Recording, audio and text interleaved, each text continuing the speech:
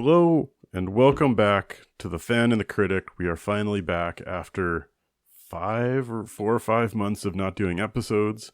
And we are back with an episode that I have been trying to get off the ground for the last couple of years, which is today we are going to be talking about being a dad and watching movies.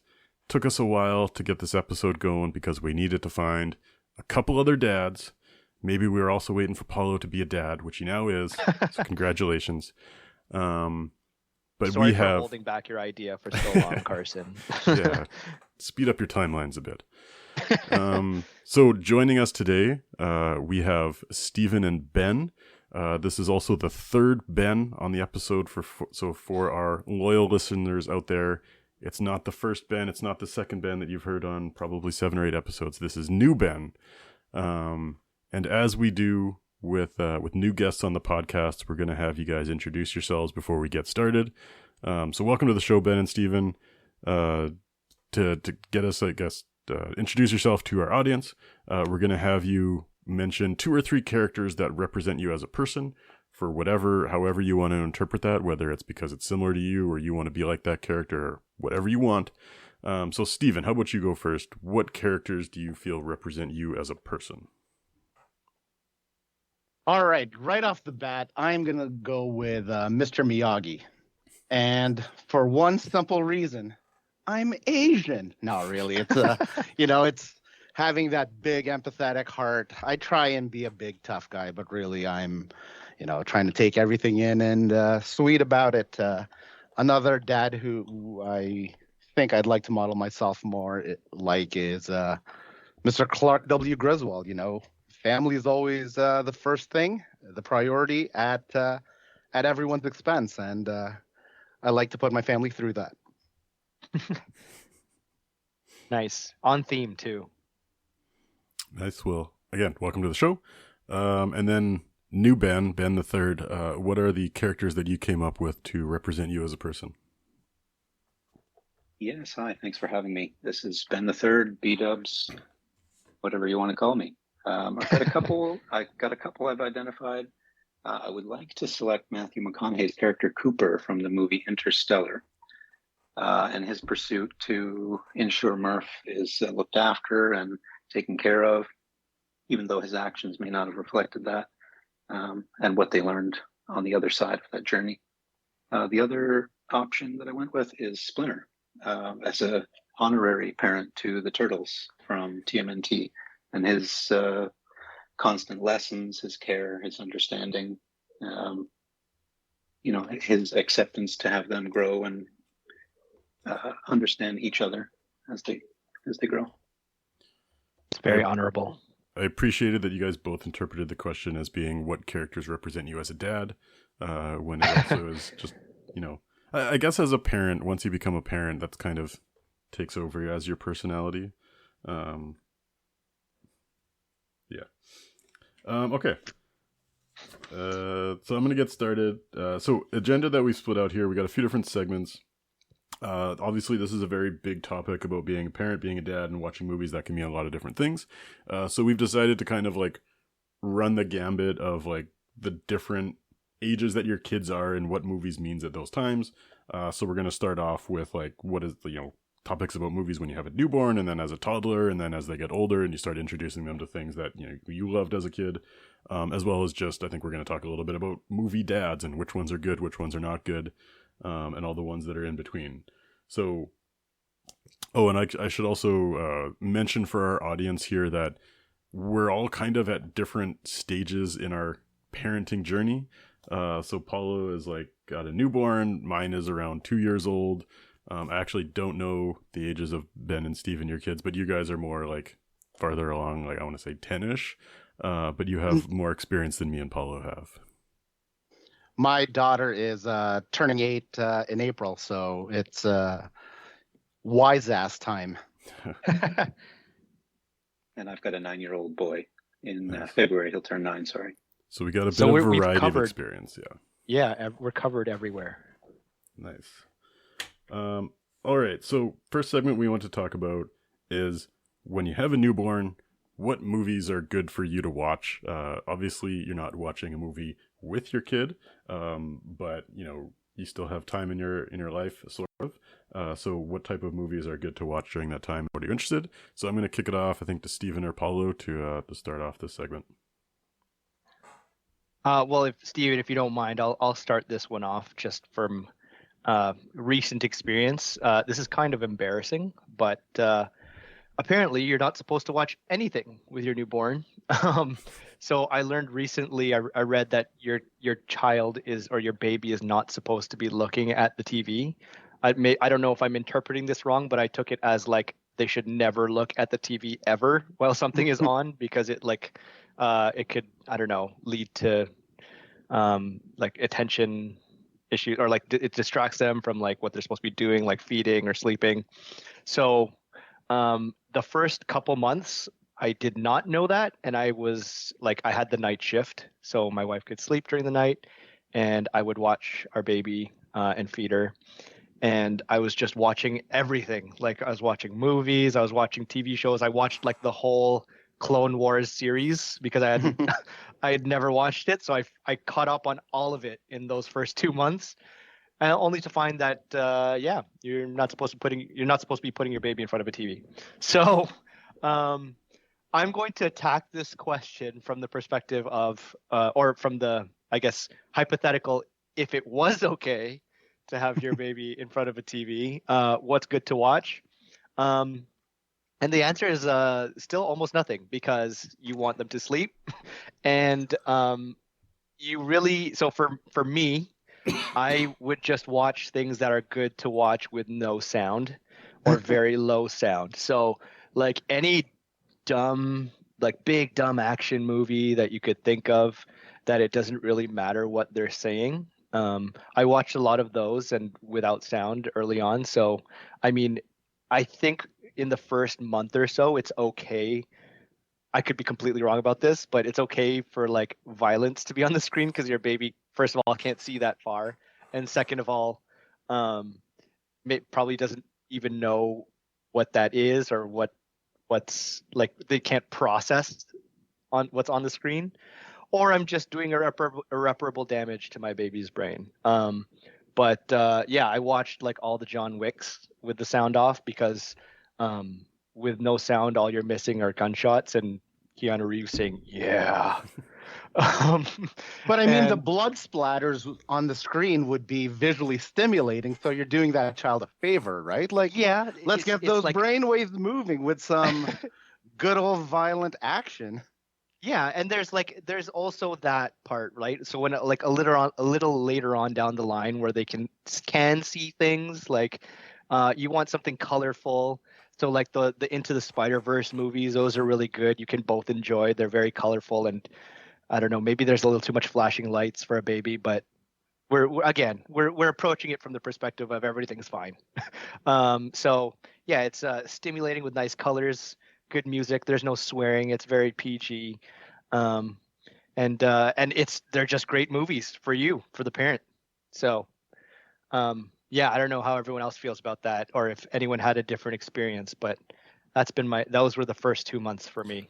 So just as an FYI, I'm pretty sure for the first couple months, babies can't see more than a couple feet away, and it's all blurry, and they can't see color. So I think you're good on like any violent movies you watched early on, because I don't think she would have seen it. Great. Well, I feel a little bit better. Now, when it comes to movies and a newborn infant, there's always this thing that new parents do, is fool themselves into thinking that I'm going to watch an entire movie in one sitting. No chance of that happening. When our kid was first born and we had some time to watch a movie or whatever, I saw the first 15 minutes and the last 15 minutes of many movies, and I'll tell you, some of them were really, really wrapped up nicely, like Mission Impossible: Rogue Nation. I watched the first 15 minutes of that movie, fell asleep of exhaustion, and then woke up for the last 15 minutes, and it was super satisfying. All action, no slow moments.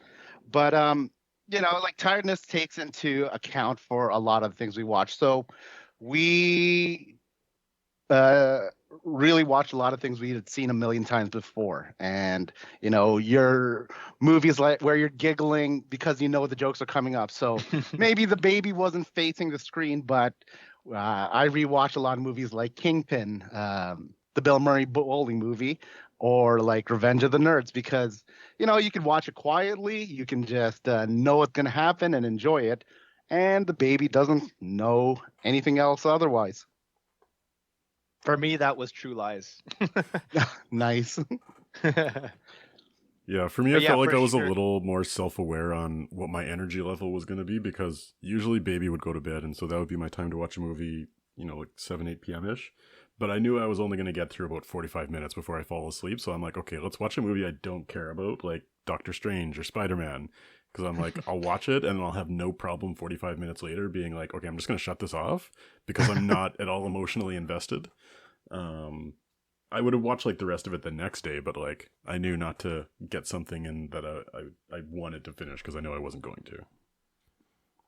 So when Steven brought this up originally, like this idea, I was thinking of like what movie starts off with the first 15 minutes that are like, okay, this is normal, and then imagine you go to sleep and you wake up in the last 15 minutes and it's like a completely different movie, or it's completely just insane that it's in the same movie. You think you're maybe watching something else.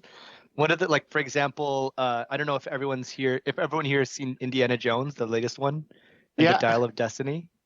Steven, Dubs, Yep. have you seen this one? Because I'm about to spoil it. Unfortunately. Oh, okay. Carson, have you I've seen it? yeah. It's on Disney Plus. Okay. Because first 15 minutes are like, it's actually a really cool sequence. I really enjoyed it's Indiana Jones fighting Nazis on a train. And then the last 15 minutes, they end up in like ancient Italy, or like Mesopotamia. Mesopotamia. Sorry. And who's the inventor? Archimedes, who created the dial as like a way to, it was like a time machine to bring people back to help him because his city was under attack. So like, if you have no idea, I mean, granted, I watched most of it, but in the middle, I still didn't really know how they ended up back there. But basically, they go back in time with Nazis in a plane, and meet Archimedes. So I thought that was a good example of one that would be quite the experience to watch the first and last 15 minutes of. Can you imagine how boring and linear Fight Club would have been if you only saw the first 15 and last 15? It would be like a guy with a gun in his mouth, and then it's just ending with the guy with the gun in his mouth. And that's it. There's no magic to it. It's just, oh, I guess it's just a hostage situation movie. What else? There's So I guess you guys had like different experience, because I never had this like first 15 minutes and last 15 minutes. Although if I'm thinking about it, and this is like a deep cut, but if you've ever seen Place Beyond the Pines, which is like a Bradley, like the main, spoiler alert for a movie that's 15 years old, but like halfway through the movies, the main characters just die, and then it suddenly picks up with their kids 20 years later, and it's the most random, because it's like Ryan Gosling and Bradley Cooper or something like that. So it's like, it's not characters you would expect to die halfway through the movie. Very good movie though. But if you fell asleep after 15 minutes and then picked up at the end, you would have absolutely no idea who these characters were, or if you were even watching the same movie. That was the movie that turned me around on Ben Mendelsohn. I'm like, okay, I am a fan for life of this guy. I don't remember him in that movie. He's like one. He was the mentor to Gosling in the bike shop. Okay.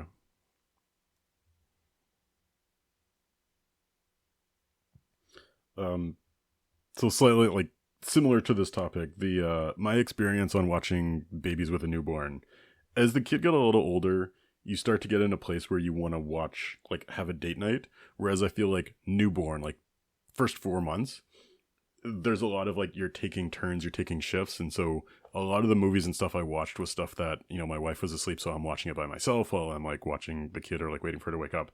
So like, I think at that time, that's when I started to explore a lot of horror movies, because I was like, what are the movies I want to watch that my wife is definitely not going to want to watch? So that was one of those was when I was watching Titan, which I know Oh Paulo really God. hates. But yeah, like I watched that on volume 2 with subtitles because I was in a dark room, like watching the baby. And I watched a lot of like weird horror movies like that at that time. Okay, Dubs and Steven, have either of you watched Titan, the movie that Carson's talking about here? No, but I haven't watched it on purpose. Okay, I'd say. Oh, sorry, Dubs. I'm assuming you haven't. No, unfortunately, I'm not a man of culture, so I have not seen this film. not I culture. wouldn't call it that. But my challenge to you today is I misread the situation. no. I mean, if you watch it, it'll make sense. But just make sure you are alone when you do. Don't definitely not with your kids. Yeah. I don't want to give anything else away. Just Carson was right. I absolutely hated that movie. But yeah, I also tried to watch some scary movies. I watched Smile recently, which was a big mistake. I thought it was going to be really dumb and kind of enjoyable of how dumb it was, but I mean, it was still dumb, but it was actually scary for me. And having to be up at late at night with all the lights off, to not wake up a newborn, and everything's just quiet in a dark house by myself at like 3-4 in the morning. There was enough creepy moments in that movie to start seeing things out of the corner of my eyes. Probably also helped along with not sleeping and hallucinating. So I don't know if I would recommend that to any new parents, unless you got some courage in you. I in my time of not sleeping and being up with the kid and experimenting in movies outside of my normal realm, I watched a whole bunch of like Larry Clark, Harmony Korine, like so I'm talking like Gummo, just awful movies. Movies by Gaspar Noé. I don't know if you've watched his movies, Into the Void or stuff like that. But I just think you're speaking really, Carson's language. just understand. really awful soul sucking stuff, and you just kind of sit there shaking and question why you spent 2 hours watching something like that. But yeah, it gives you time to exactly that. Try something new, right? Experiment with different movies, different shows, different forms of entertainment. And unfortunately, I regret my decisions in watching those.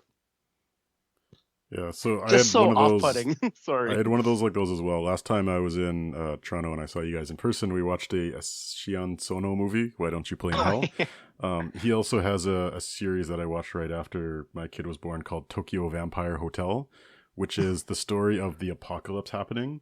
And so vampires kidnap a bunch of people and keep them in a hotel basically to farm them so that they have people to eat.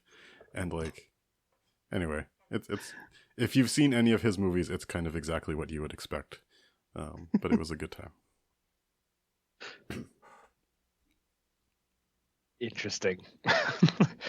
What's the worst thing? So I'm speaking to the older, the more experienced parents here. What's the worst thing that you have watched with your child, maybe inadvertently or on purpose, but you didn't care? So, sorry for jumping in right away. The way it works in our house now is living room is family movies, but when dad's in the bedroom,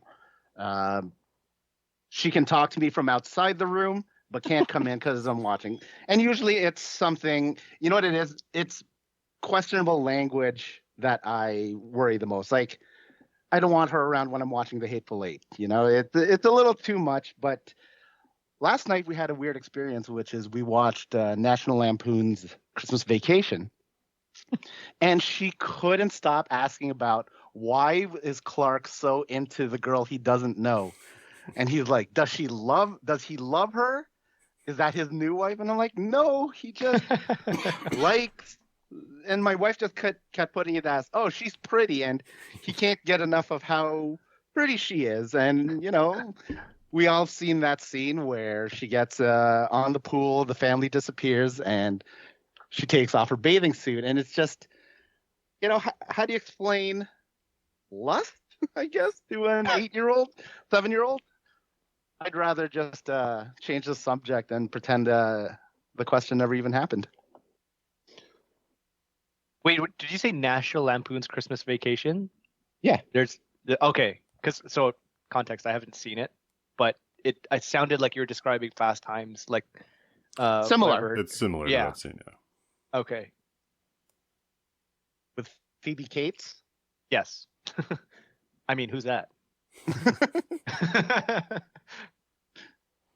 I forgot that scene was Clip. in that, and so currently my sister-in-law's living with us, and we're talking about like Christmas movies to watch this year, and that was on my list of things to watch with my wife and sister-in-law. But now that you've reminded me of that scene, I'm probably not going to pick that one. Smart. Recently, too. Sorry to cut you off, Ben. Go ahead. No, it's all good. I was just going to say, about 2 years ago, I made the mistake of watching Krampus with my son. I feel like I should have known better at the time, but it happened. And that movie has since scarred him for several years for nightmares. So I'll warn all the parents, that's definitely not kid appropriate. It's funny because like watching that now, like I watched it, I don't know, maybe a couple years ago, just out of curiosity, and it's something that I don't find scary anymore. But like, and I might be jumping ahead too far because I have a bunch of movies like this. But yeah, definitely when you're a younger child, there are those movies that you wouldn't find scary as an adult, but they're like absolutely terrifying as a child. I have quite a bit of those because I was also like a real big bitch when I was a little boy. Just so we're on the same page, we all know who Large Marge is, right? I feel from Pee-wee's Big Adventure. Ben, Carson, follow? No. I have not watched it actually. Oh, so there's a scene in Pee-wee's Big Adventure, and it's it's horrifying. It's kind of like the rite of passage between like kids my age and like she's telling a story, and then it turns into like claymation and make like the biggest, scariest face with the biggest, scariest sound. And the first time I watched it with my daughter, I totally paused, fast forwarded to skip it. I just knew that because I remember that I couldn't handle how scary Large Marge was, and I wimped out as a parent and saved her on that one. But so I just Googled her, and this is terrifying. I did the same, and this reminds me of Beetlejuice, which for me as a kid was one that definitely stayed with me for the wrong reasons. Well, I mean, Pee-wee's Big Adventure is Tim Burton, right? It's funny, right from that movie, all the themes that we still see today are been there the whole time. If anyone's curious, Large Marge was played by a lady named Alice Nunn, and she passed away in 1988. That's how old that movie is, before I was even born. The year of release of Beetlejuice. Oh. Coincidence? Yes. Carson, did you have one of those? One of those, I shouldn't have let Evelyn watch this movie? We have not let Evelyn watch anything other than Miss Rachel at this point, so no mistakes yet. Smart.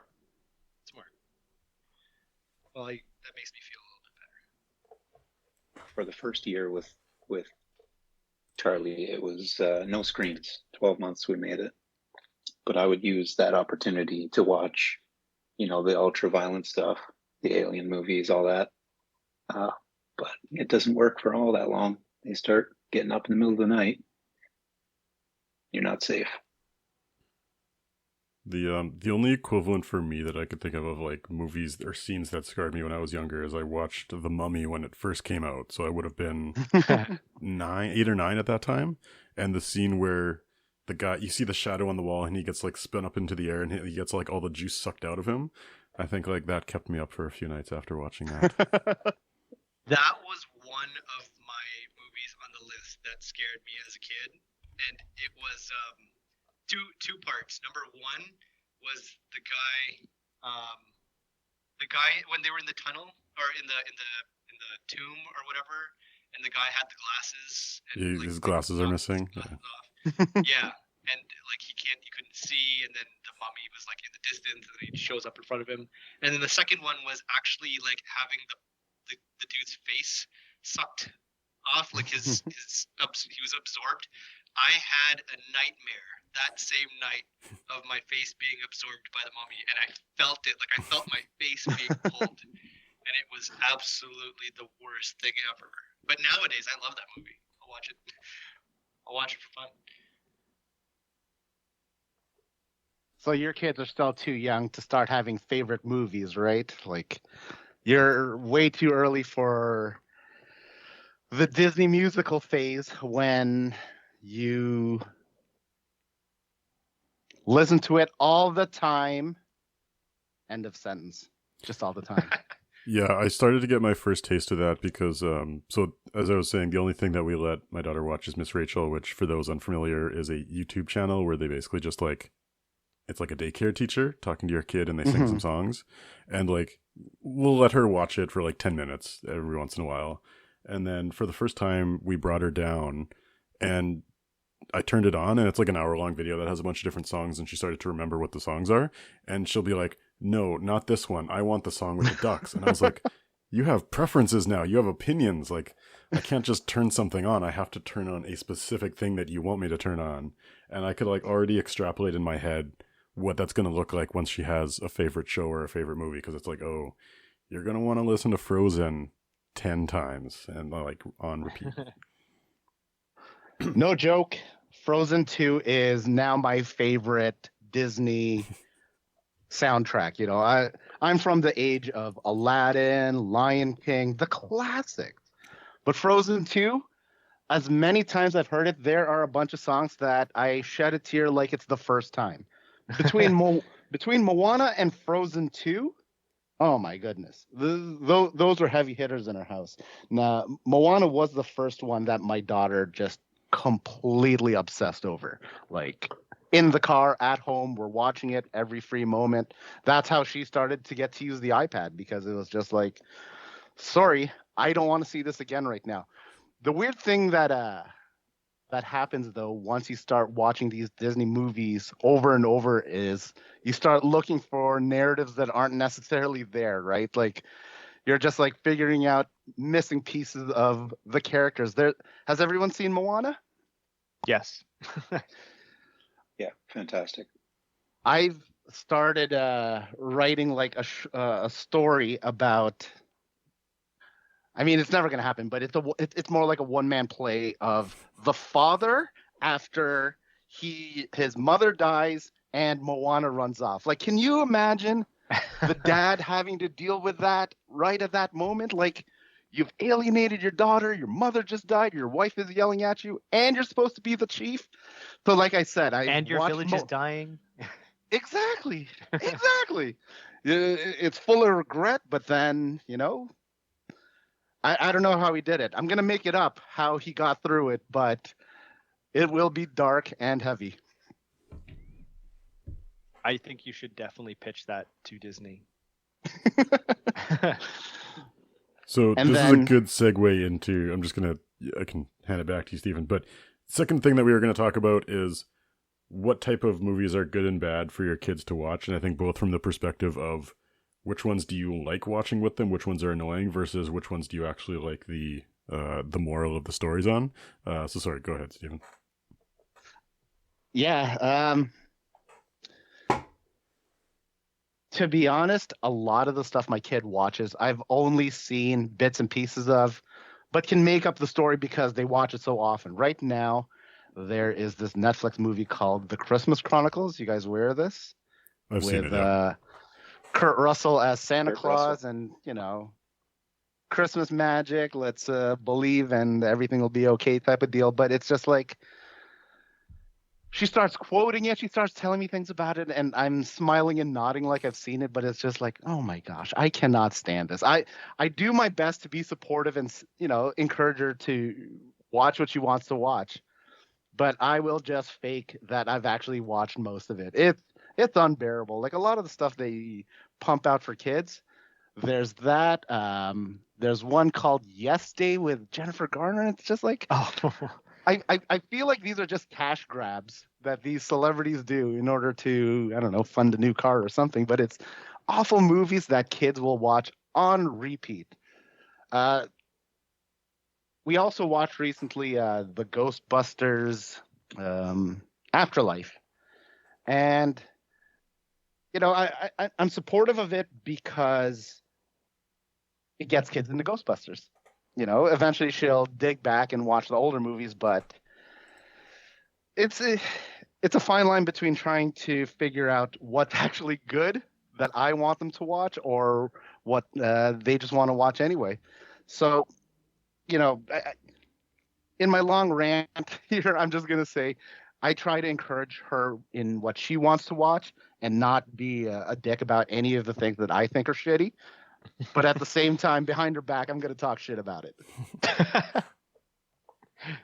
Sorry for cursing. Yeah, that's okay. I have one as well, and it's Mike Myers in Cat in the Hat. And of course, we read all the books, and though the books have been fantastic. We extend that to film now, and we sit down and we attempt to watch that. And I've heard it several times, 3-4 times now, but I want to gouge my eyes out. I'm sorry to be so graphic, but my kid loves it, and he'll never know that I hate it. But it's okay. You guys can be graphic and swear. The kids aren't watching or listening to this. That's what you think. Or yeah, actually, I don't know. You guys have your cameras off, so I don't know if there's kids there. I don't know how idealistic I'm being as a younger parent, where I feel like there's certain kids' movies that I like the story of and I want to push her to watch certain things. But like, if I'm tired and the kid wants to watch something that I don't care about and I don't like, at what point do you just get tired and say, okay, go watch that movie for the 15th time? I'm not there yet, so I'm going to defer to the to you guys. There is a little bit of built-in babysitting happening there, in the stages where they're too young to be helping cook or prepare for dinner or whatever. You put on something hopefully educational, but unfortunately sometimes mindless, and it definitely occupies their attention. It's just a shame that they're not always learning a lesson out of it. We're on, again, we get a lot of mileage out of our Disney Plus. We're on High School Musical and Teen Beach Movie. So it's unbearable. Like, let me just say, though, that the soundtrack from the Disney zombie movies, Zombie 1, 2, and 3, is amazing. Like, this is good stuff that I listen to after I drop my daughter off and just keep it playing in the car anyway. But all the other High School Musical stuff, sure, go watch it while we make dinner. Go ahead while I have to fold laundry. Sure, go ahead, enjoy. I just don't want to have to hear it again. It's no Moana, is what you're saying. Oh, not even close. I like there's a few that I was thinking of, like, in the future, what I would like my daughter to watch in terms of like what has a good lesson, and then conversely, like, which ones I didn't really understand what the lesson was. Like, Moana is kind of borderline. I think it was like respect for your family and respect for the environment kind of thing. That was the point of Moana, right? I mean, I really just care about the songs in that one, and The Rock's "You're Welcome," singing "You're Welcome," and the crab singing in the David Bowie style. Yes. Like, what better way to introduce kids to David Bowie than an impersonation by Jermaine? Yes, that was actually There were a lot of obstacles. Which one? Was that? In Moana. Oh, yeah. In Moana, yeah. She was presented with a lot of negativity when she tried to get across the ocean, and she didn't give up. She persevered. Okay, maybe I was thinking too deep into it. That's also, I guess, part of the lesson. That's many themes. Yeah. Okay. And then, but then I was thinking of like Turning Red is one where I think would be good, because what I remember, I mean, I didn't see the whole thing, but I know at the very end it had to do with like the girl relating to her mother, and like the like whatever your mother, like how she is with you is kind of like how her mother is with her, and it's like just a whole family thing. I thought that was really nice. And it's just a good movie in general. I thought about Turning Red a few times, like since my daughter was born, because the dad in that movie is like a non-character. He's just like a background guy who's avoiding every argument, and like that's come up a few times. I'm like, oh, am I becoming that type of dad? Like, should I be, putting in a little bit more effort? But I think like he does build out more of a character as it goes on. But like, yeah, I think we are a bit spoiled in the fact that like Pixar makes kids movies these days, because when I think about some of the lessons that you have with Pixar and even some of the other animation studios these days, like there's actually good lessons with a lot of them. Whereas I think back on some of like the classic fairy tales based on like the Grimm stories, like your Cinderella's, your Beauty and the Beast. And I'm like, I don't know if I want her to be listening to those stories as much, especially like from a female perspective. Well, even the new ones are like when they did the live action for, I don't know, I'll use Mulan as an example. Like I think I just don't like it because I didn't like the movie, but I also don't remember there really being any lesson to it. It just maybe like be a strong and independent person. I think. I don't know. By the end I didn't really care. I was mad. I was more mad and distracted that there was no Mushu, so I don't remember anything else from the end. But it was very generic and not. I don't think I would take a lesson away from that. But yeah, I don't think I'd want her to see too many stories where it's just like, oh, you just got to be a badass, because it's like, no, I want her to see stuff that's like, it's okay to have weakness and this is how you deal with it.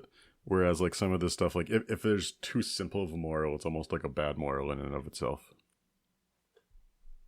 Yeah, having gone through the whole Disney princess phase, like we're through it now. We are definitely hardcore into Barbie, but it's frustrating that it's just like, okay, princess, let's get the prince to rescue. And it's just like, damn it. Why can't we get a kid's version of Furiosa, right? Like when it became like when we got to Wreck-It Ralph, it's just like, okay, this is exactly what we want to see.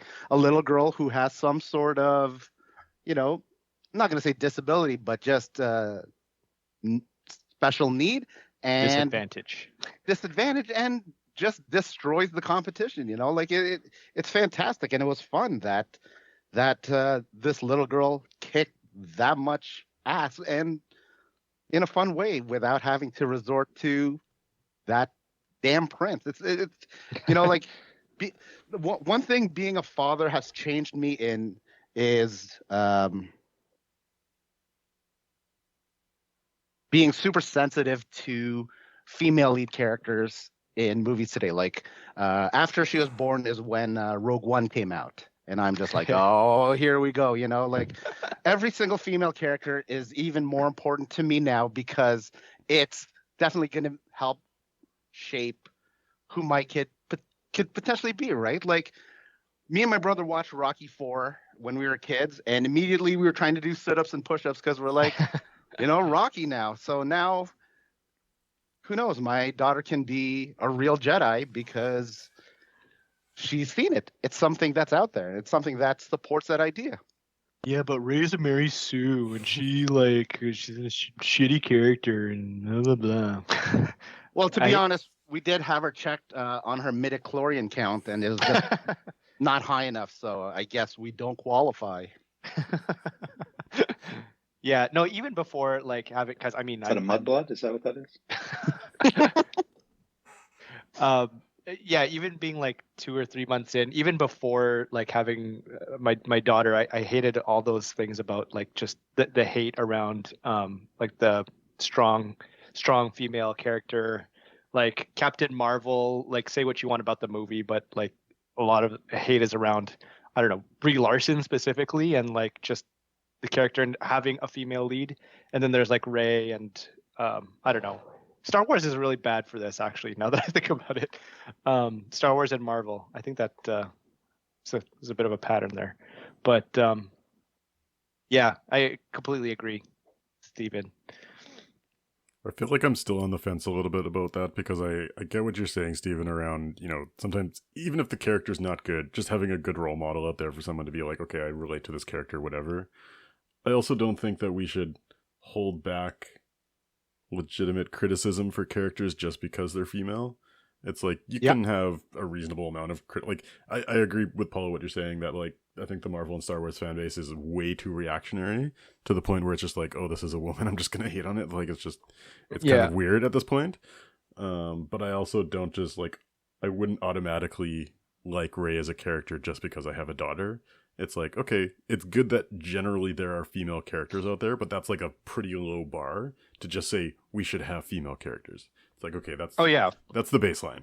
Now let's have some, mixture of good characters, and then if it's a movie that's targeted to children, similar to the character I think Vanellope in Wreck-It Ralph. Like, yeah, she's kind of a Mary Sue. She's just like automatically good at everything. It's like, okay, it's a kids movie. That's fine. Yeah, I think the key is separating the criticism of the movie itself from the fact that the character is a woman, which I think is easy for us to do because we're not insane. Speak for yourself. I have a question for you guys. Do you have a movie that you definitely want your child to love the same way you love? Is there that one movie where it's just like, yeah, like if they dig this, I think I've done all right as a parent? I don't know, Rush Hour maybe? No, that's not my real answer, but it's up there. I got to think about this one. So I would relate this to I was not the biggest Harry Potter fan growing up. Like I watched them. I maybe read like one or two books, but I watched the movies. They're okay. I was at like kind of that appropriate age to watch them. My wife is more interested in them than I am. And so we've ended up kind of bonding on that. Like we have Lego sets. We've done some movie marathons on Harry Potter. We're actually playing Hogwarts Legacy together right now. And so it's like, I like, even though Harry Potter is not my favorite franchise, I'm glad that we were able to bond over a movie series. And so for me, it's less about like my daughter. It would be nice if she was into Star Wars and Marvel and DC and those type of things, like the series that I like. But I hope she is into something that I can also enjoy. That's not like, because like Frozen or Minions, like I'm not going to get super passionate about that. But I hope by the time she's a teenager, I can share something. And I'm willing to like meet her halfway to get there. It's not like you have to watch Star Wars and we need to enjoy this together. It's like, do your own thing. I hope my influence has rubbed off on you in some way.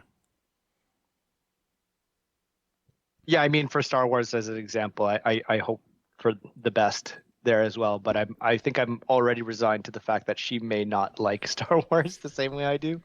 I mean, I have like a infant Star Wars like ABC book or like just 100 words of Star Wars with like cute little pictures. And I tried to read that to her last night and she just immediately started crying. So it doesn't bode well.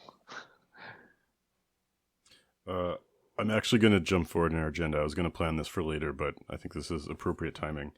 So I collected some dates on some movies because I was thinking about what movies I want to introduce my daughter to. And I was starting to realize how old these movies are going to be to her.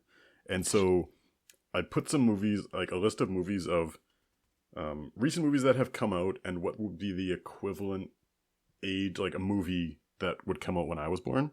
So my daughter was born in 2021. I was born in 1989. So first example of this, Dune came out in 2021. The original Batman movie came out in 1989. So Dune to her is basically what the 1989 Batman movie is to me. So that's what I'm doing, but I have a few other movies I'm going to list off for you, and we're all going to feel very old by the end of this. So Avengers Endgame 2019 will be as old to her as 1987 Lethal Weapon was to me. Iron Man coming out in 2008 will be as old to her as the original A New Hope Star Wars movie was to me. Oh, shit. Which is making me feel very old.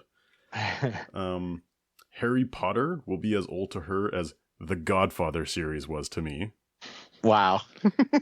Phantom Menace will be as old to her as The Good, the Bad, and the Ugly.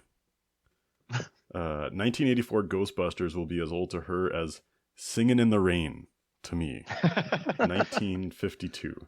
And then the original Star Wars A New Hope will be as old to her as It's a Wonderful Life, which came out in 1945. So I was looking at Like, those dates at the and I'm end like, of World War II. yeah. So there's a good chance she may not want to watch any of these movies because they will be a little old for her. Well, hold on. To be fair, well, I don't know. Some of these still hold up. Like the difference though, like the time difference, sure. But the visually, I don't like things that are the old like that old for that are going to be that old for them, for our kids. Like still look okay if you're like, for example, if you're comparing A New Hope to Avengers Endgame, right? Like I think that's going to hold up. Like how much better is the animation or like CGI going to get over the next 10, 20 years? Like it can't get that much better. I mean, AI is kind of, I guess maybe that's as good as it's going to get, but still, like, I think it'll hold up. Like, even thinking back to when I grew up on the prequels and then I went back and watched the original trilogy, sure, they seemed a little like dated, but I think visually it wasn't as bad, or it wasn't so bad for me to be removed or not like it. So I'm holding out hope, especially considering how good things have looked for the last like 20, 30 years. I forgot how kind of gross and dirty A New Hope looked. I actually watched it. So last Friday, my wife got me tickets to Star Wars in concert. So we watched A New Hope, and there was like 5,000 people in the audience, including a bunch of kids. And like, I was watching it, and I was like, do they still like this? Because like, compare that to what Marvel looks like these days. And like, I mean, people were still having a good time, although it could have been the parents that were actually doing all the cheering. But it's like people seem to still like it, even though like, yeah, looks wise, graphics wise, there's a big difference. I don't think kids. Practical effects never go out of style. I don't think kids care at all about the original 4, 5, and 6, right? Like we went to Disneyland last year, and everything is like Ray and the new crew, like it doesn't exist.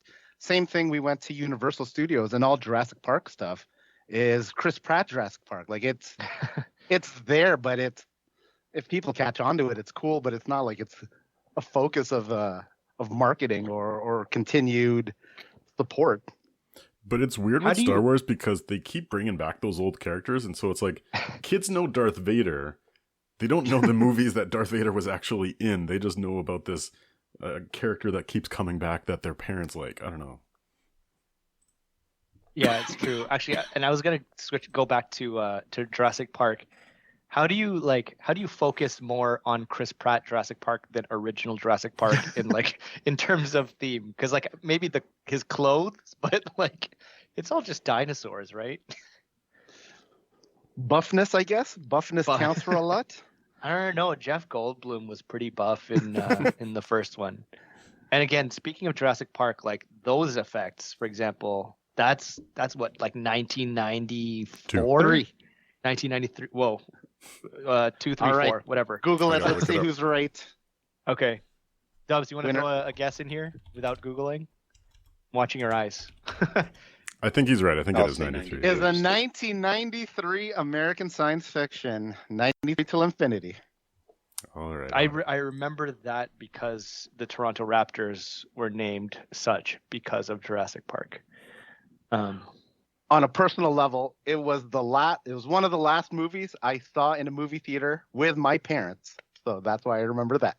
Oh, it's nice. On theme. What was I saying? Oh, Jurassic Park. Yeah. Looks like as good as anything else back in the day.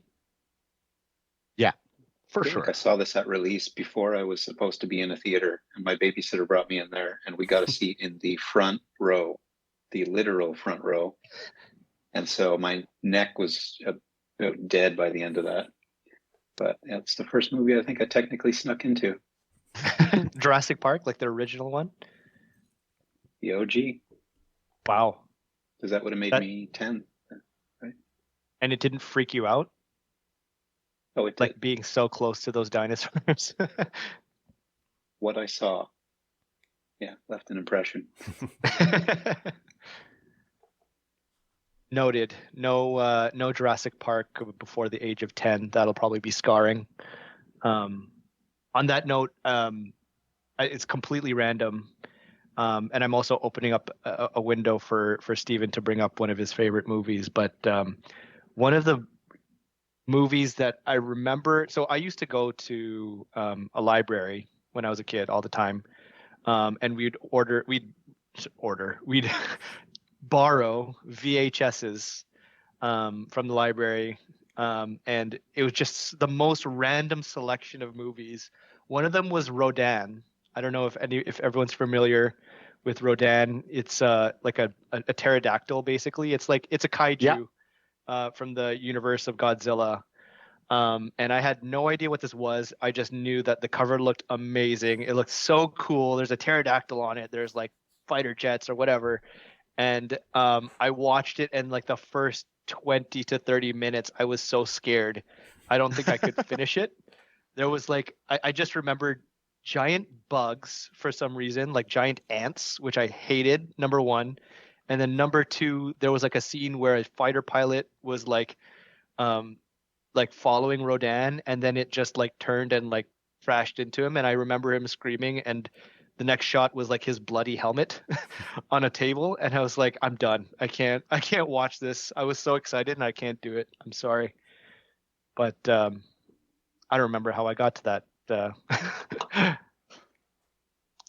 I'm going to take that random segue into another random segue and just tell this story, which is honestly one of those things where it's changed like my dynamic with my own dad. So in 1988, for my birthday party, we all met up at a KFC, had lunch, and then went back to my house to watch a movie. And that was the plan for my birthday party. So me and all my dudes, we were grade 4 at the time. We're all in my living room, and my dad comes out and he's like, "All right, guys, who wants to watch a movie?" And we're like, "Yeah!" And like we had no idea what he had in store for us. And my dad comes downstairs and he's like, "All right, let's watch Bloodsport." And we lost our goddamn minds. We watched Bloodsport start to finish. Like between like all my friends our age, this was the first time that we've all seen Bloodsport. So it's like one of those things that we've all carried with us through the years. And, you know, we watched this hyper-violent martial arts tournament. We watched Jean-Claude Van Damme fall in love overnight with a news reporter and, you know, fight all adversity through karate. And of course, we set up a ring immediately after, had our own kumite, and people left my birthday party crying. But like it was just like the coolest, like in my mind, that's like the coolest thing my dad's ever done is rent Bloodsport for a bunch of grade 4 kids' birthday party.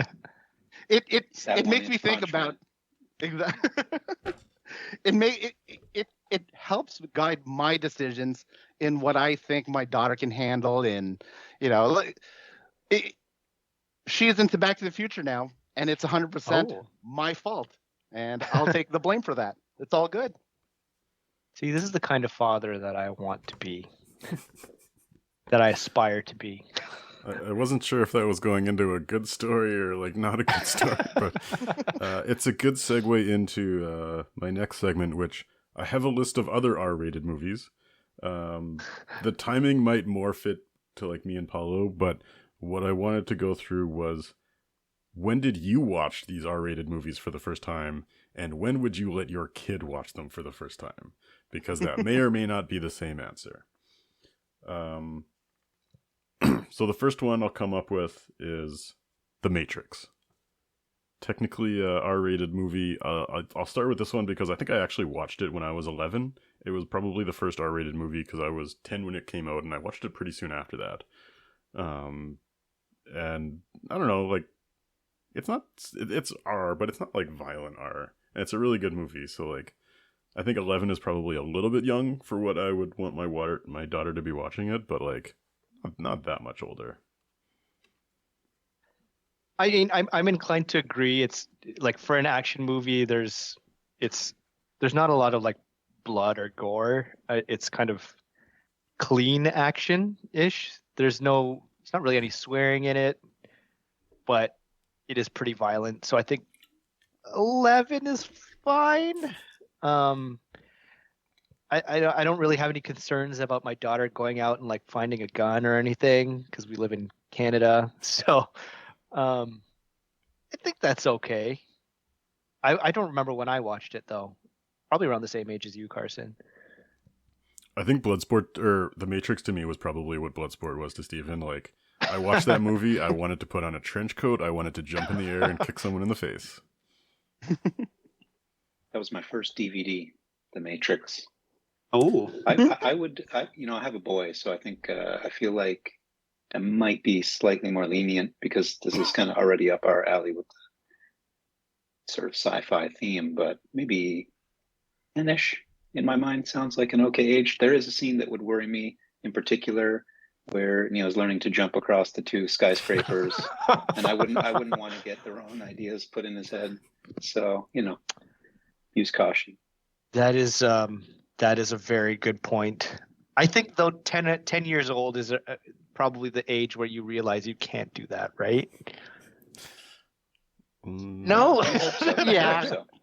Like, Okay. so I was 19 when The Matrix came out. And fun fact, I chose not to see it in the theater because I chose to see Phantom Menace 3 times instead. Only 3? 3 was enough. The pod race runs a little too long.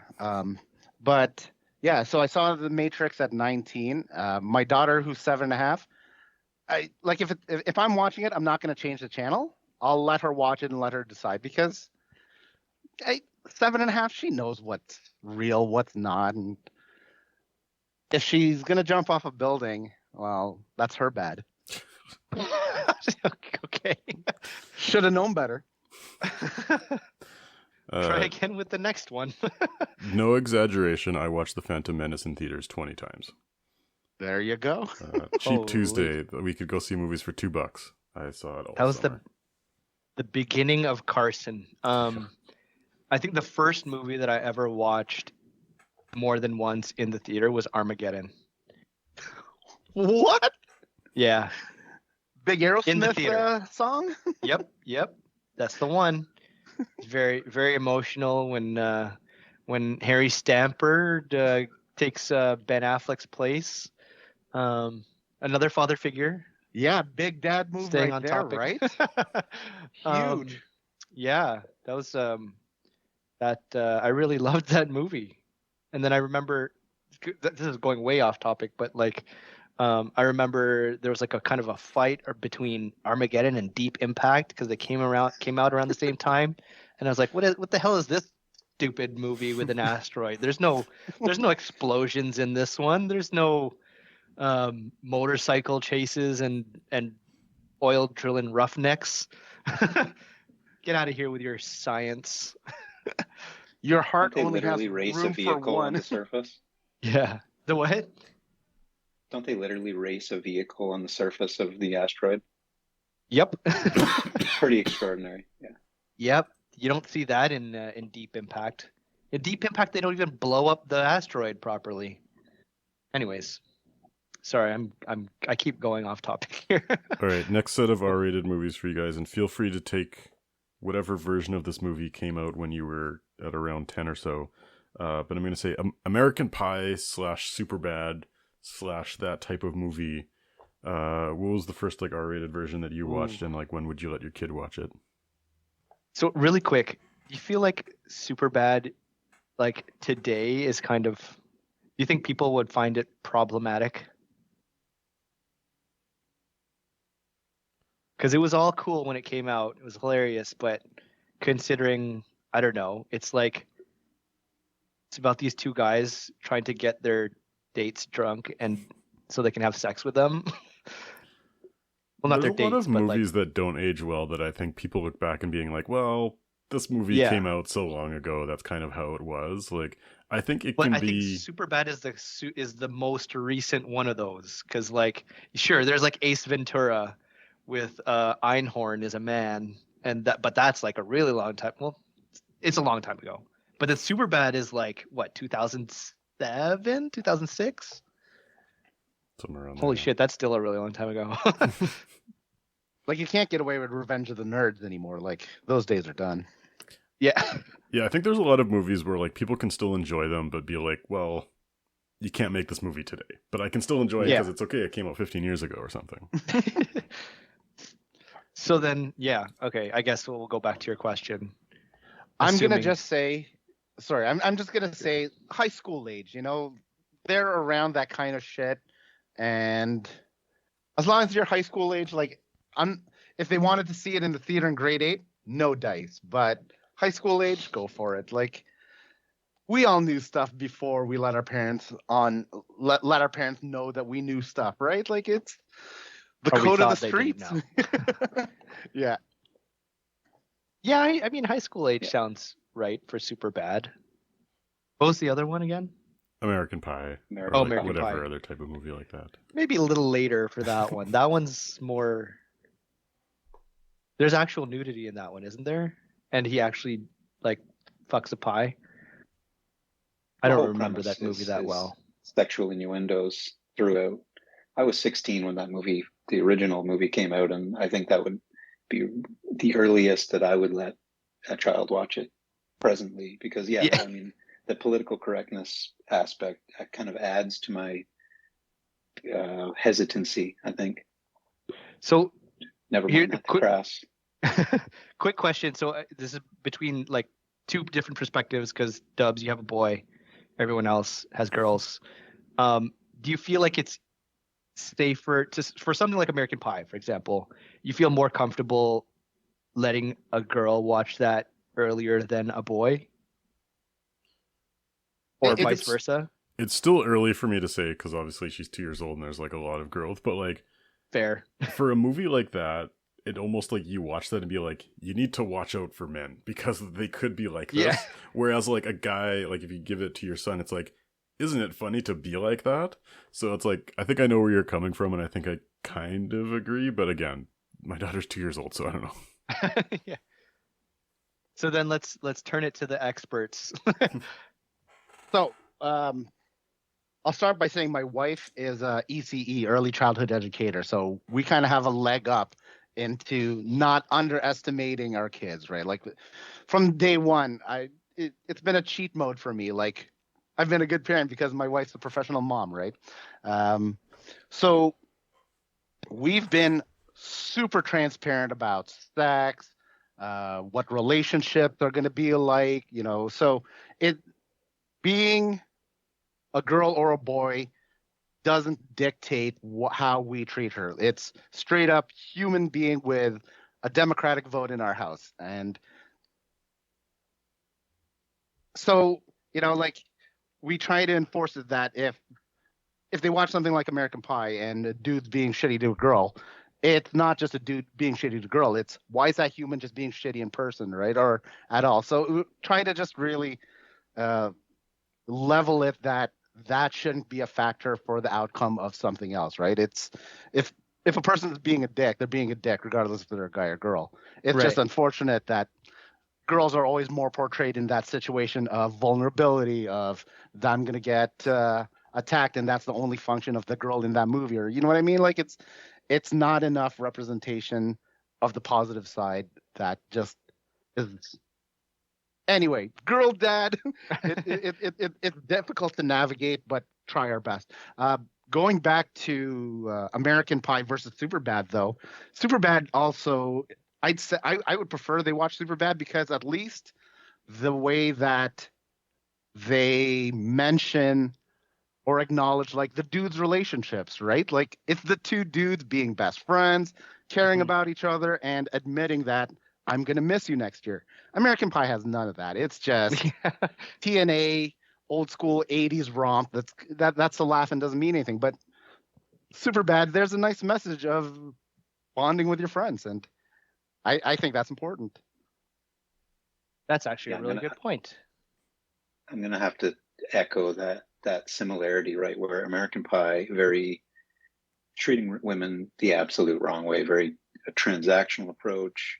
We've got Superbad, where Michael Cera's character is actually pursuing somebody for a relationship, and there's a little bit of focus and thought has gone into the process. Where in American Pie, it's just you're on summer break or whatever the situation was. So I would definitely, in order to show my boy this movie, I would definitely want to make sure that he's got a firm understanding of what is a relationship and what is love and those core concepts before you're showing them the wrong way to go about it, Right. I guess that's like a good sign for our society that movies, like, those are based kind of the raunchy movies of their eras, but 10 years apart. And it's like good that society has progressed and you can notice that, because by the time the raunchy movie comes out when your kids are teenagers in, what is that, like 6-7 years or so, or like when me and Paulo's are in another like 15 years, hopefully it will also be even better than Superbad, or like continuing that kind of progression. You would hope. Yeah, that's true. I mean, like, are there even it was any? a fool's hope. Are there even any, like, what's today's raunchy? Yeah, there are Comedy. no comedies anymore that are. Yeah. Like, where'd they go? Maybe No Hard Feelings is one actually that I watched recently. I don't know if anyone know, like Jennifer Lawrence. Yeah. That one is. There's always a movie that comes out every year where people say it's super bad, but for this year. Yeah. Because a few years Booksmart. ago, yeah, I was gonna say Booksmart, but then there's another one this year, and I'm trying. I actually have it on my computer. I just forget what it's called. I've been meaning to watch it at some point, but it's where Marshawn Lynch plays the gym teacher at a high school. It's called Bottoms, and it's about like two lesbian friends, and it's been called this year's Superbad. I haven't watched it yet, so I don't know if it's any better or worse than It's Superbad, on Amazon Prime. When I said it was on my computer, I meant, I have it queued up on Amazon Prime, and I'm going to totally watch it legally at some point. Yeah, that's sure. Okay.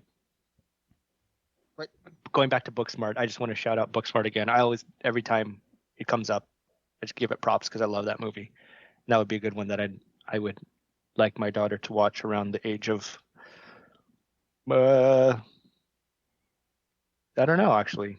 When was the first time you saw male nudity in the theater? In a theater? That's got to be extremely rare. Forgetting Sarah Marshall. I watched that for the first time like a few months ago. Oh, for the first time? I hadn't seen it, no. Damn. But Forgetting... Have you seen it? Yeah. Yeah? Oh, okay. But Jason Segel? Yes. Yeah. That Shrinking TV show is great.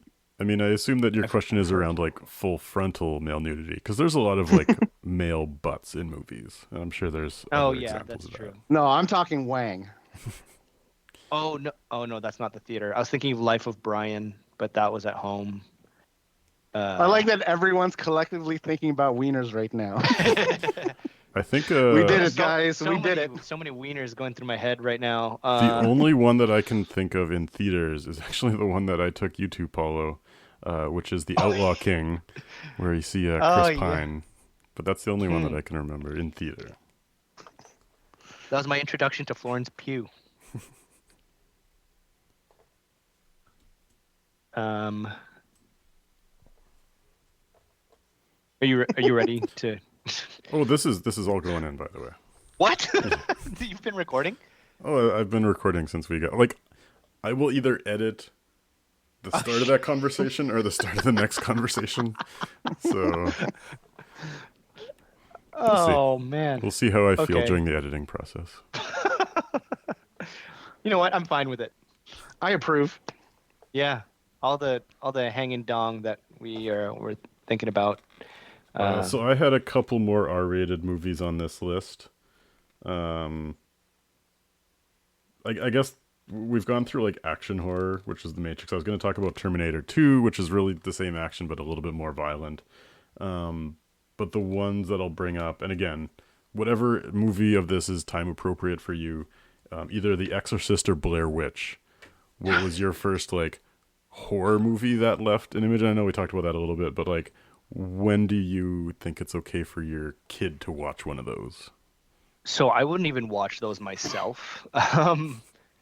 Blair Witch, maybe. I will. I have to this day. I've not seen The Exorcist, and unless my daughter comes home one day and she's like, "Daddy, I really want to watch The Exorcist," I'm not going to. It's never going to come up. So Blair Witch came out when I was maybe 19 or 20 and saw it in the theater. And it was at that time still when there was like the, oh, it's real.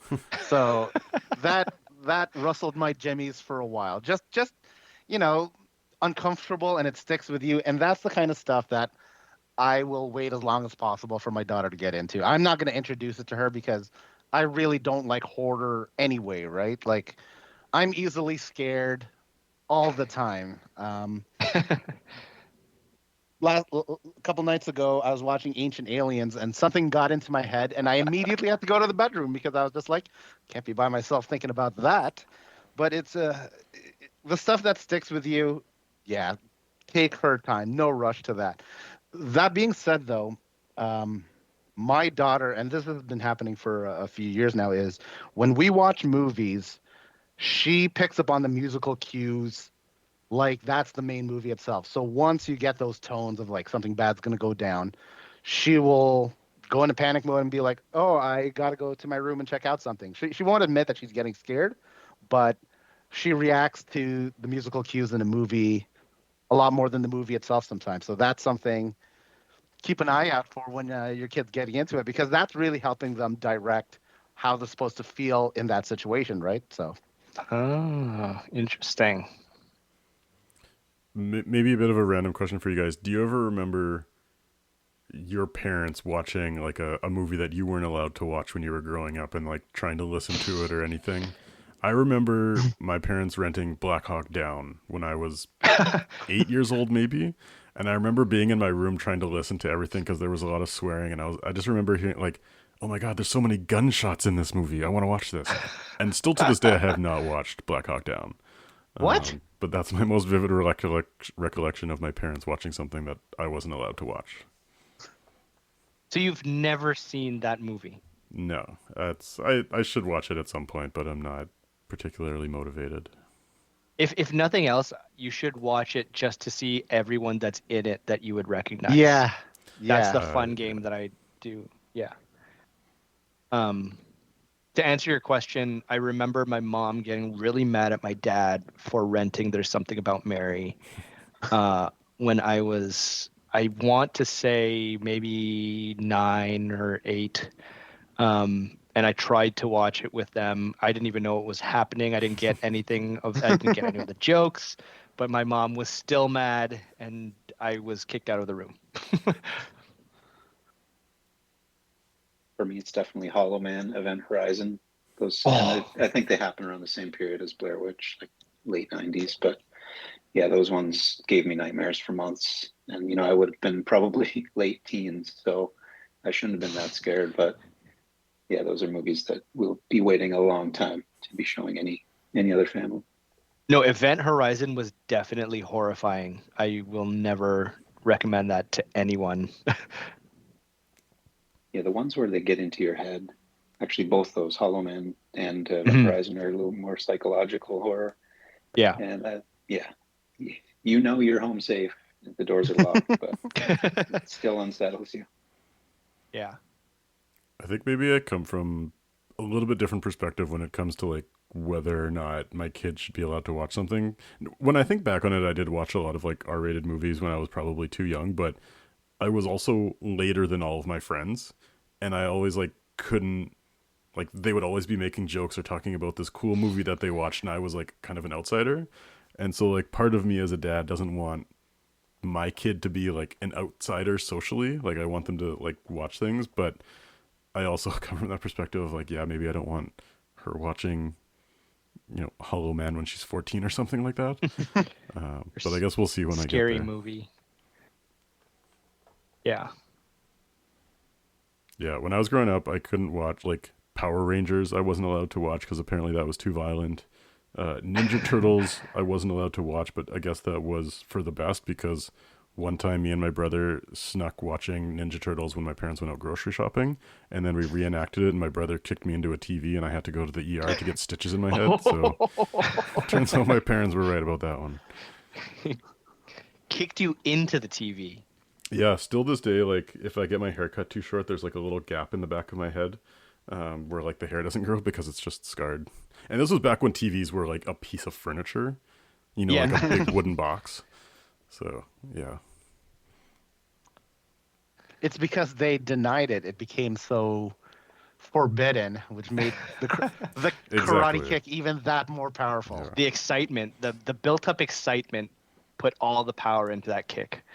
It's like the second you go over to your friend's house and they're allowed to watch Power Rangers, it's like, guess what? We're watching Power Rangers because we can. Yeah, that's like Starship Things you're told you Troopers. can't have. When I went to my friend's house, that was a coming of age moment for sure.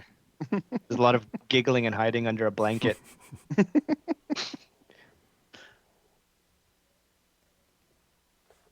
What's next on the list, Carson?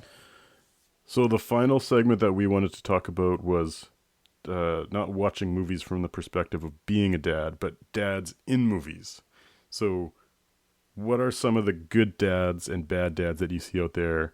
And maybe what type of dad or character you would emulate or you hope to aspire to be, I guess, as a dad role model out there.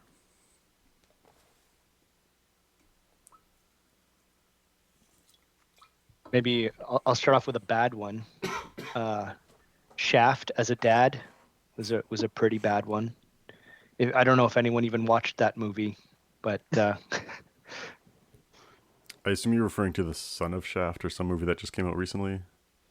it wasn't. It was maybe like 5 years ago, but it's basically Shaft. Yeah, Samuel L. Jackson and the guy Jesse T. Usher. He's A-Train in The Boys. He was playing the son of Shaft, and that's all I remember about that movie.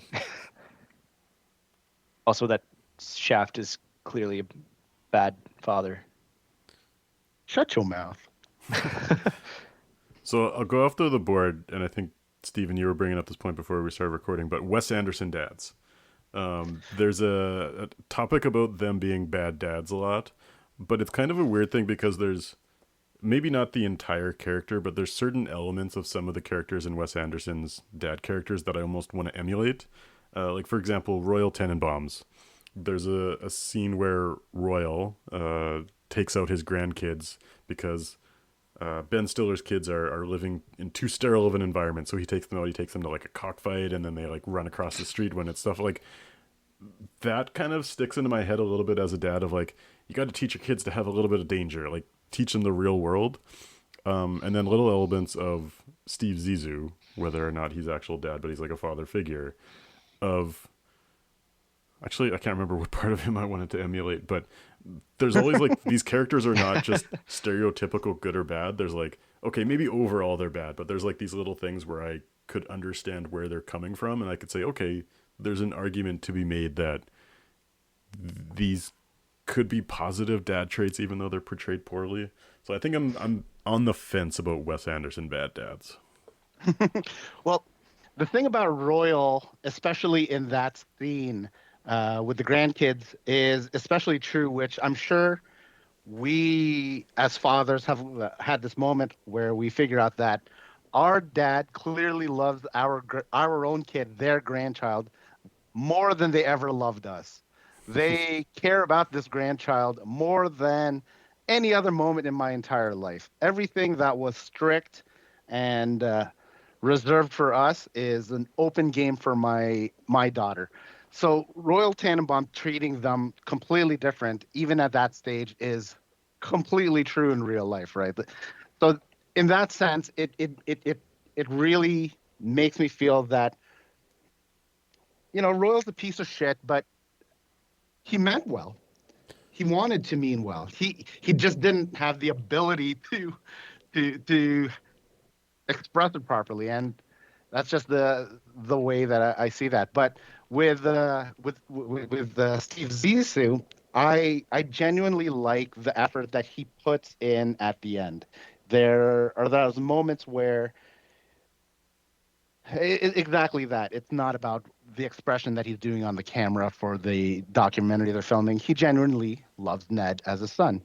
But has anyone checked on Wes Anderson? Like, this guy need a hug? Because it's just rampant from every movie. And for me, I have two brothers, and Darjeeling Limited hit close to home. My dad is still with us, so it's not that we're fighting over his stuff. But as a dad, I see the impact that I'm leaving on my own daughter. It's stuff that you never thought you'd think about, but ended up thinking about at this age in this situation. But I find that I can't let go of my own dad's stuff now, like I have a sweater of my dad. And again, my dad's still with us, but I should have got rid of the sweater 10 years ago, but it's taking up space in the closet because it's my dad's sweater. And fuck it. If someone's going to keep it, I'm going to keep it. So it's just weird coming to terms that even though we all may still feel like teenagers or we still feel like that person who we are inside, we have to jump now into that dad protective mode, being that influence, being that source of enjoyment. And damn it, we're role models. Who wants to be that, right? I think there's a difference between being an effective dad and being a well-liked dad. Because going back to Royal Tenenbaum, and I know it's just a story, so obviously like the logic doesn't matter, but like all of his kids were very successful. And it's like maybe he taught them the life lessons that contributed to their success or like pushed them in the right direction. Obviously they all had a bunch of like mental health issues, so like maybe not good in the long run. But it's like I feel like that's sort of the theme that comes through in some of Wes Anderson's stuff is like these dads are not well liked, they're flawed, they're screwed up, but it's like maybe they mean well and maybe they are teaching a lesson at some degree that is effective. I don't know whether that holds any credence or not, but anyway. Quick question for Dubs. Are you like me when they start talking about Wes Anderson and you kind of just like your eyes glaze over a little bit? which is funny because we had a whole episode around Wes Anderson. I've never been good with tracking directors and what films they produce. I mean, maybe for the mainline stuff, but yeah, this is showing. It's not my wheelhouse, as Ben Ball would say. It's okay. I'm right there with you. But I mean, you guys are making great points. Keep it up. You're going to see through my example how surface level my appreciation is, I guess. Go on. Sorry, continue. Oh, sure, great. You can't wait for it, I know. Right. So in the vein of, the toddler, the preteen sort of bracket, Finding Nemo, stands out as a fairly wholesome one, but the fact that the father himself learns and becomes a little more introspective about his style and letting go and letting someone else learn and not be so prescriptive is important. I've read books about being a helicopter parent and all, you run the gamut of your styles with your children, but it's important to let them do their own learning sometimes. And I feel like through that movie, both the child and the father do learn that lesson. I think that's an important lesson for kids. Like you talk about them seeing role models, like Stephen, you were talking about, strong female characters for them to see. I think it's also important for kids to see flawed parents in movies and like parents that haven't quite figured it all out and people that might screw up and then also learn and continue developing. Because I feel like when I was growing up, like my dad was number one perfect, and then you learn later in life, like, oh, this guy's a complete dirtbag. And it's like, that shouldn't happen as such like a shocking moment. That should be like you should understand from at a young age that, your parents are humans. They have flaws. They're learning. They're getting better. They're trying. And so I like when I see examples like Finding Nemo, and I forget there's another example I can't remember now. But just like, seeing examples of parents who are still in the process of figuring it out, because like that's what we're all doing. Like we're all just trying to figure this out as we go along. Yeah, that Sure. that that moment when you realize that maybe there isn't such thing as a real grown up. Maybe our parents were in the same boat, that they were just trying to figure it out every day. They didn't have a plan and a script and stuck to it. They were just winging it. We just didn't know any better. Because I totally feel like I'm winging it. I don't feel like this grown up that I guess I am responsible, but you know, it wasn't supposed to be this way. I thought I was going to feel like a teenager forever, but we got to put it on and be that dad. This is going to be this might sound weird, but do you guys like being a dad? You guys are newer to the game, like how do you feel that dad has influenced your personality? It's weird for me because there's a lot that happened. I became parent right at near, well, not near the beginning, but like during COVID. And so my life went from living as like a youngish single person in downtown Toronto to in the suburbs 5 hours away from all my friends being a dad. And so like there's a like I assume that this happens for everyone, but when you're a parent, a lot of your old lifestyle goes away.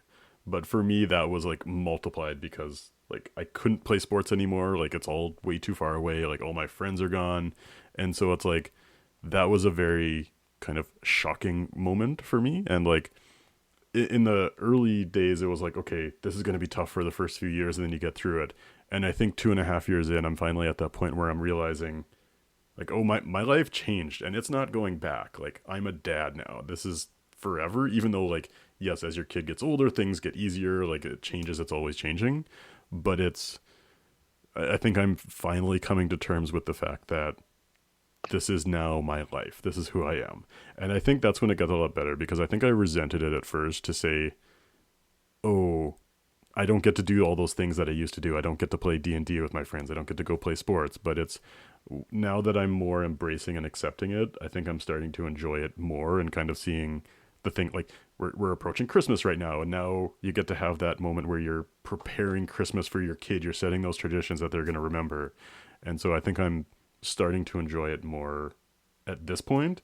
But yeah, it was fucking tough for the first like 2 years. So yeah.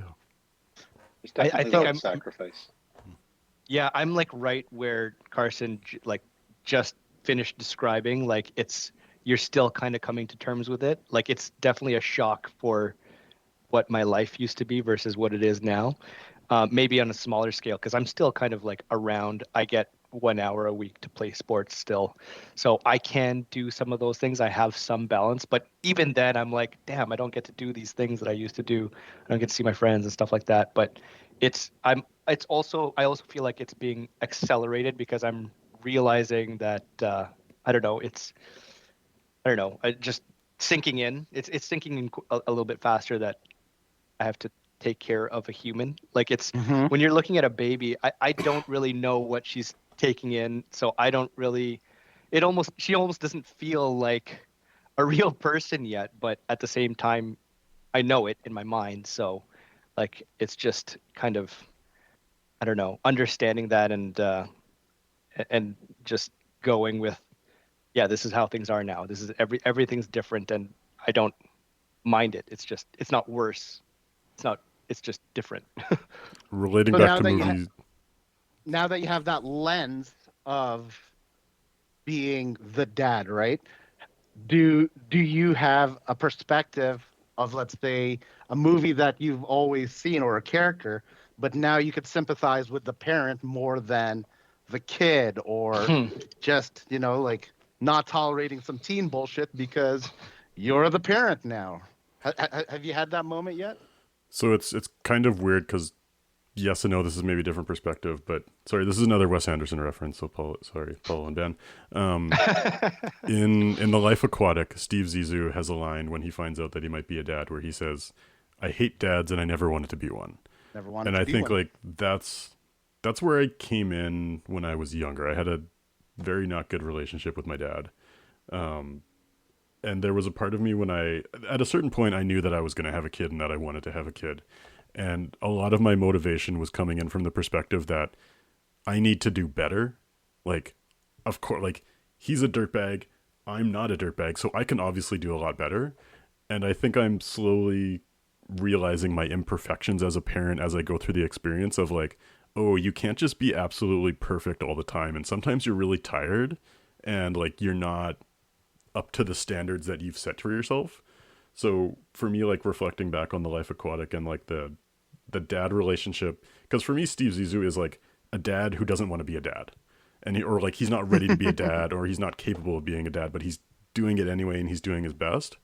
And so like that's where I think going into being a parent, I kind of looked at you see the characters as good or bad, black and white, like you're either a good parent or you're a bad parent, and you don't care. And I'm kind of more realizing there's a lot of people who are trying very hard, but they're so tired that sometimes you're just like, and that doesn't make you a bad parent. It doesn't mean that you're not caring or trying.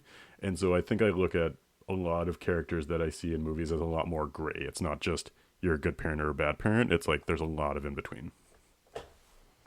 You're showing up. That's the important thing, being present. It's about interdependence for a long time, right? Mm-hmm. Between them, and eventually I guess you will learn independence. I haven't reached that stage myself, but how long is that time, Dubs? yeah, you'll be waiting a while. I'm sorry, Paul. For me, I always growing up, we moved around a lot, like every few years we moved around. We lived in San Francisco, Vancouver, here, and a whole bunch of places around the GTA. But I was always thinking about my experience as Daniel LaRusso's experience in Karate Kid, right? From New Jersey to California, whole different life, new school and all that shit. But it was just like, fuck, can you believe that his mom was just like thinking about herself this whole time? Like Daniel's trying to get his life going. He's trying to make friends in the neighborhood, but got to pick up and move again. And now as a parent, it's like, fuck you, Daniel. Your mom's doing her goddamn best. She is working at a restaurant, and then she gets a job at a new computer company. I'm sorry, I can't play for karate right now, but I'm doing my best. It's all about you anyway. So that's the experience where it's just like, yeah, parent. It's different, and it gives you that whole different perspective of I'm not the main character anymore. I'm the support for this other main character. The real main character. But at the same time, you slowly learn to keep hold of yourself and learn to integrate that into your new routine, right? You've got to find ways to express your personality and the things that you appreciate within that new dynamic. I think I haven't quite reached that level of humility where I'm ready to admit that I'm a side character, because I'm sitting here 2 years in, I'm like, I'm the main character. I'm still a main character here. But I see where you're coming from. But I think I keep telling myself right now, like, if you're a complete supporting character, you're also not teaching your kid the right things. And so I want my kid to see that I have hobbies and interests and passions, and I'm pursuing them again, we're all role models. So it's like, hey, here's a role model for you to go pursue your passions, however weird or whatever it is.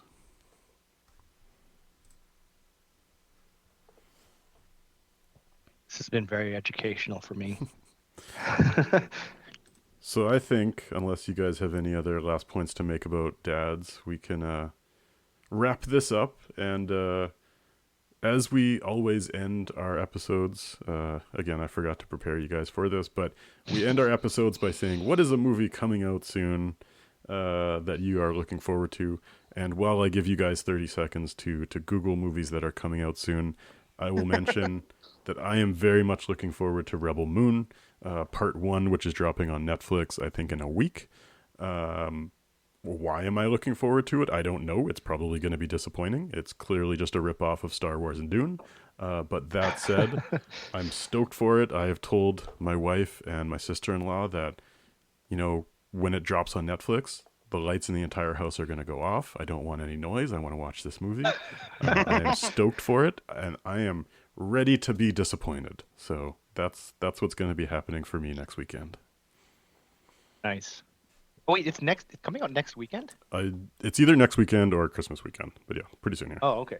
I didn't realize it was that soon. I'll give you, Dubs, and Steven a little more time as well, and I'll go next. I'm looking forward to Madame Web. The, the trailer looks absolutely horrible, and I laugh when I see it, but I'm so excited to see it in the same vein that I was excited to see Morbius. I think it's going to be the same vibe, and I'm so excited. I'll jump in. Godzilla Kong, New Empire. It's going to be more kaijus fighting each other, and whatever happens in between those fights, I don't care. I just want to see them fight. And then, of course, Furiosa. Oh yeah, the Yeah. Godzilla and Kong is probably a good one to watch with the sound off for the toddlers, for the newborns. I'm gonna hate that movie, but I'm still gonna watch it like the first chance I get. So Okay, Dubs, well, I hope we I'll gave you approach enough this time. from a couple. Oh, of course, I'll approach this from a couple perspectives. My son has shared with me he's anticipating the new Minions movie, or no, sorry, not Minions, Trolls. They all blend together. And then there's a new Kung Fu Panda, so he's up for that. Personally, movies that I'll probably have to watch without him for the time being: Dune Part 2. Of course, Godzilla. I've got to be waiting for that. And then, yeah, Furiosa. I think there's a Planet of the Apes movie scheduled for next year as well. There is another one? I feel like I'm watching getting really behind on blockbusters now that there's something other than Marvel movies coming out. Yeah. I tried rewatching the Planet of the Apes movies, like the newer ones, and I got through maybe 30 minutes of the first new one, and I was like bored. I love them. They're great. Yeah, I love them. Just stay away from the Marky Mark one. I was about to warn you, the Mark Wahlberg. Oh, that one. But see, that one has like some novelty of it being really bad, but it's interesting. I'm sure they're good. Well, Ben, Steven, thanks for joining. It's been wonderful for us to kick off our podcast for the first time in 5 months. Great to have you guys here to talk about being a dad. Get more personal than I thought we were going to get. So, yeah, thanks for coming, and hope you enjoyed. Appreciate the invite. Thanks for having me. Great time. And Come back Take care, guys. anytime. me and Paul will be back next month with our annual top 10 movies of the year. Hopefully we've both watched 10 movies this year. This bit list is harder, going to be very sorry. but we'll do the top 10, whatever those end up being. So tune Make in sure, though, next time. you see Godzilla -1 before making your top 10 lists. I'll commit to Have a that. You good know day. what? I'll commit to that. I'll try. I will babysit whoever needs to get out. All right. Bye. Bye, guys.